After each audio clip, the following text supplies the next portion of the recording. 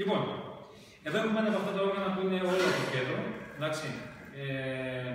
Τα έχουμε παρουσιάσει και στις προηγούμενες φορές. Κατασκευασμένο εξ ολοκλήρου από το κέντρο, είναι με τον ανοιχτό κόμμα το κέντρο και το καπάκι, έτσι. Αυτός ο κέντρος βγάζει και περισσότερα πρίμα, δηλαδή θα τα ακούσετε κιόλας και όγκο βέβαια. Λοιπόν, εδώ πέρα θα αποδείξουμε τι δουλειά κάνει η βέργα σε αυτό το όργανο. Εντάξει. Λοιπόν, η βέργα έχει τεράστιες δυνατότητες, μας βοηθάει πάρα πολύ γιατί στηρίζει όλο το μανίκητες και βρώμη, μπορούμε να το ρυθμίσουμε και κάθε κίνηση που κάνουμε μας δίνει και έναν άλλο ήχο γενικώς. Θα το καταλάβουμε σιγά σιγά αυτό όσο θα κάνουμε τις κινήσεις και θα το κάνουμε να μην παίζει και να το σκυβρώσουμε, έτσι, γιατί είναι δύο δρόμενα αυτή η βέργα. Εδώ πέρα ο θα μας λέει κιόλας πώς το αισθάνεται το όργανο για να καταλάβουμε. Λοιπόν, τώρα είναι κανονικό το όργανο, μπορεί να παίξει. Να πω κι εγώ κάτι. Ναι. Δεν μπορώ να έχω τις γνώσεις ενός μας τώρα. Αυτό δεν το κάνουμε για να υποτιμήσουμε τους μαστόρους. Ο καθένας έχει τη δικιά του τεχνική, αλλά δεν μπορεί να απολύονται κιθάρες όπως η Taylor και η Martin.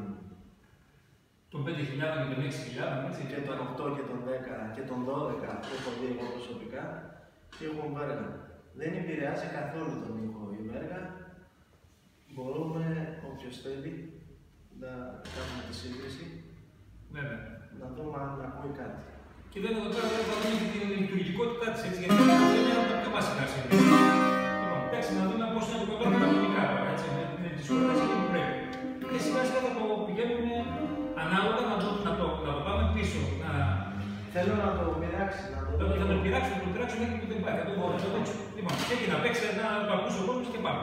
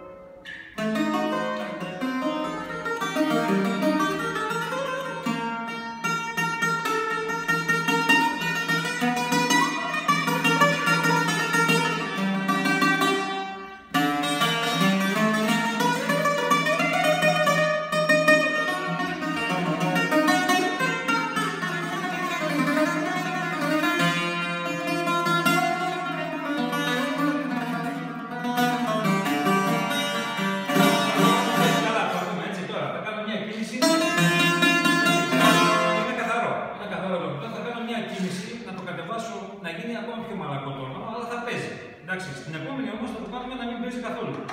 Λοιπόν, θα κάνω την κίνηση, βλέπετε, είναι μία στροφή. Το έκανα. Θα μας πει ο Αντρέας τώρα τι αισθάνεται. Έτσι. Παίξει και πέταξε. Είναι πάρα πολύ πιο μαλακό. Ναι. Και είναι και πιο πρίμο. Πολύ ωραία. Δηλαδή πιέστηκε ο καβαλάρης γιατί πήρε την κίνηση πίσω του μανί και μας έβγαλε περισσότερα πρίμα. Ωραία, αυτό το κάνει γιατί έχουμε ένα άλλο μπουζούκι τώρα στα χέρια μας. Δεν είναι εκείνο που έχει αλλάξει ο ήχος του και η συμπεριφορά. Παίξτε λιγάκι να